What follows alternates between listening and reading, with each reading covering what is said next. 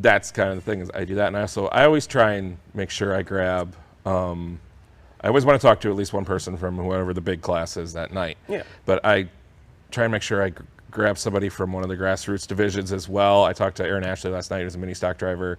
And this season, what I've been trying to do is I've also been trying to get one of the kids. We have so many kids at Auburndale that race. Yeah, because you guys are still running the, not the Bandoleros. What is it over there? Oh, we got Bandoleros, Legends, and Mini Cups. The Mini Cups, yeah. And I've got kids that race Crown Vics. I've got kids that race Pro Late models.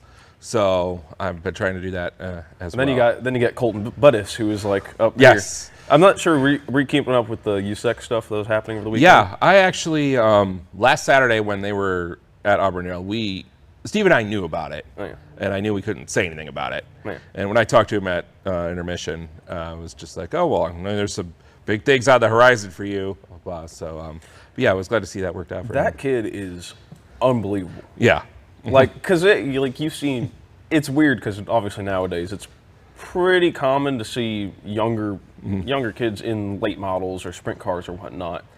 Well, not so much in USAC, I guess. I don't know many younger kids who ran the USAC Silver Crown stuff. The youngest driver in USAC since Jeff Gordon. But how are you gonna? First of all, he's gonna be in NASCAR. Oh, eventually someday. That's already. That's kind of a given.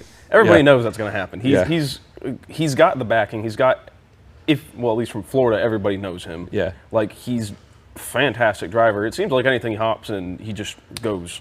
Didn't he break a record or something on Friday at the Silver Crown race? I feel like I heard something about that. I might have. I didn't see too much about that.